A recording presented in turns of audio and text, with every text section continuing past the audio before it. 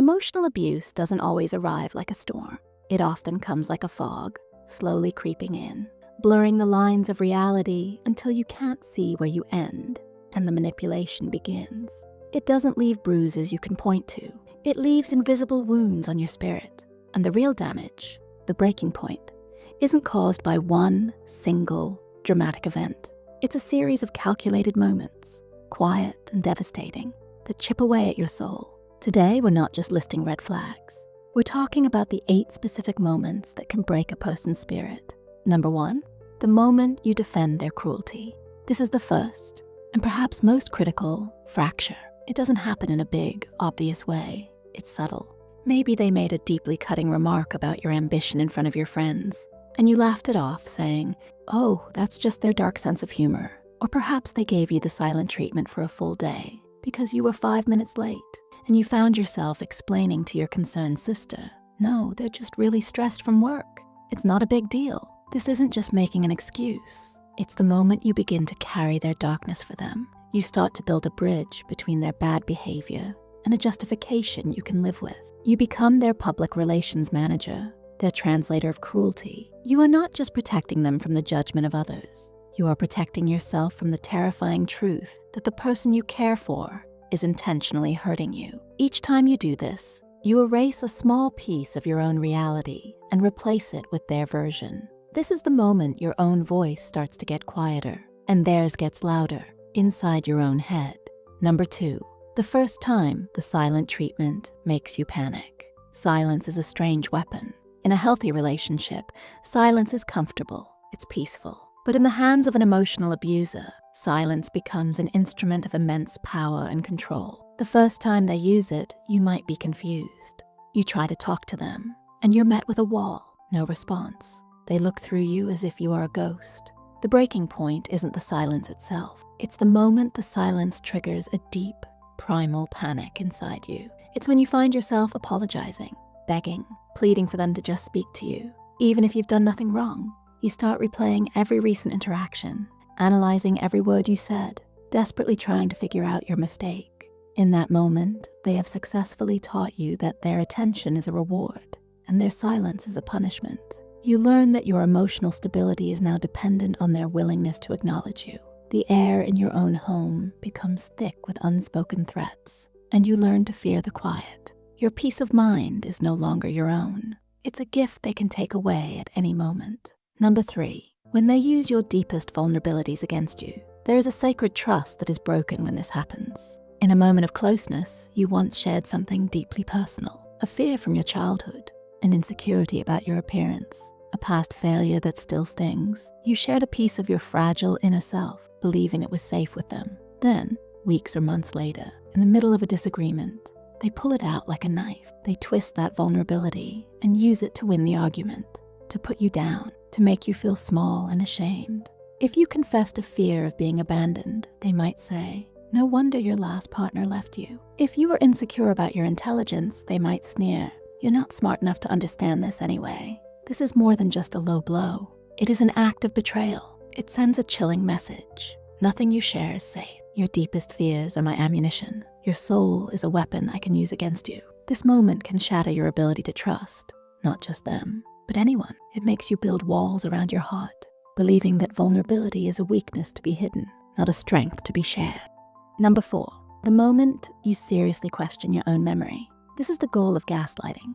It's a slow, insidious process. It starts with small things. "I never said that." "You're remembering it wrong."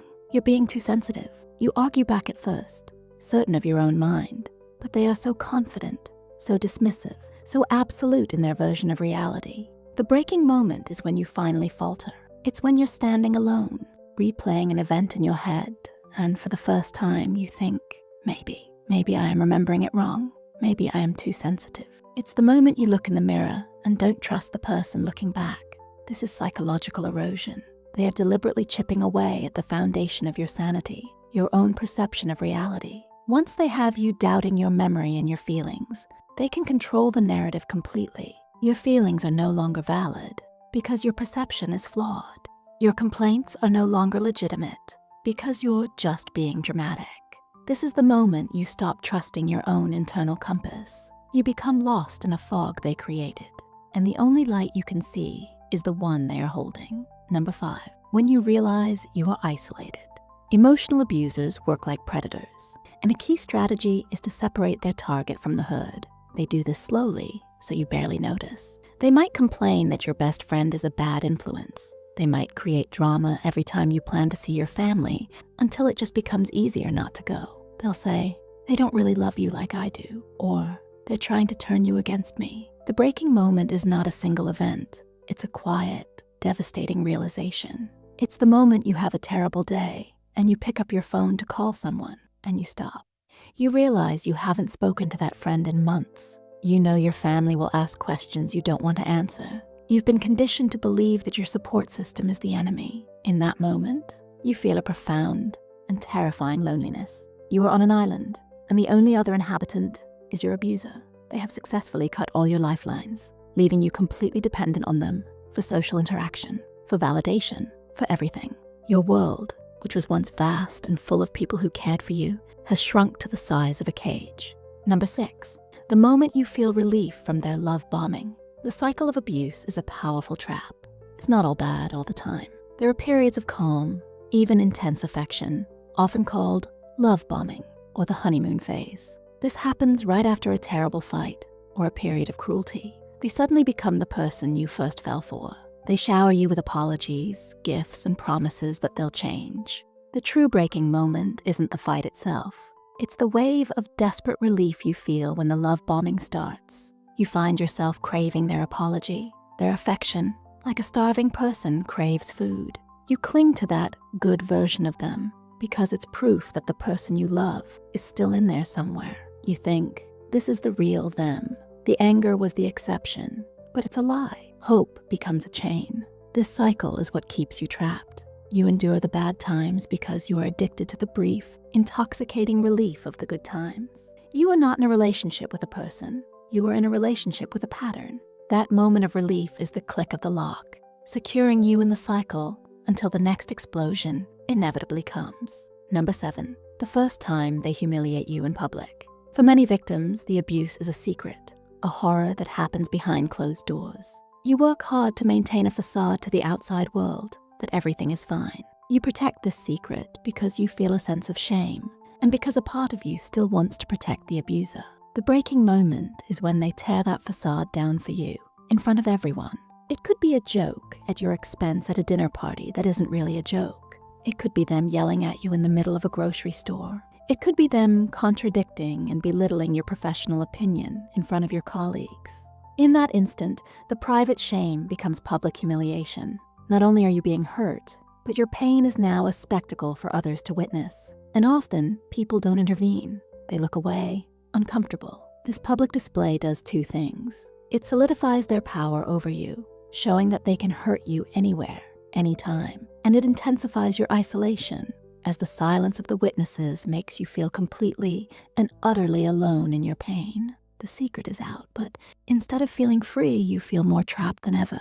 Number 8, the moment you stop feeling anything at all. This is perhaps the most tragic breaking point of all. It's the moment you finally go numb after all the fighting, the crying, the justifying, the panicking, and the hoping. There's nothing left. They say something cruel and you don't flinch. They give you the silent treatment and you don't feel the panic anymore. They try to start a fight and you have no energy to engage. You haven't won. You have surrendered. This isn't peace. It's emptiness. It's the final stage of emotional erosion where your spirit, in a desperate act of self-preservation, simply shuts down. The constant emotional highs and lows have burned out your capacity to feel. You might still function, go to work, do chores, smile when necessary, but inside you are hollow. This apathy is the breaking of the spirit. It's the moment the abuse has succeeded in its ultimate goal. It has extinguished your light. You have stopped fighting for your reality, for your happiness, for your very self. You are still there, but you are also gone. The abuser no longer needs to control you because you have been conditioned to control yourself, to feel nothing, to expect nothing. It is the quietest, most devastating kind of break. If any of these moments felt familiar, if they echoed something in your own life, please know that your feelings are valid. What you experienced or are experiencing is real, and it is not your fault. Recognizing these moments is the first, most powerful step toward reclaiming your own reality. It's the beginning of finding your voice again. If this video helped you understand something new or simply made you feel seen, please consider giving it a like and subscribe to our channel for more content that helps you navigate life's complexities. And for everyone watching, I want to ask you a question. Please share it in the comments below. What is one piece of advice you would give to someone who is just starting to see these patterns in their own life? Your comment could be a powerful sign of hope for someone else in our community who feels lost in the fog. Let's support each other. Thank you for watching.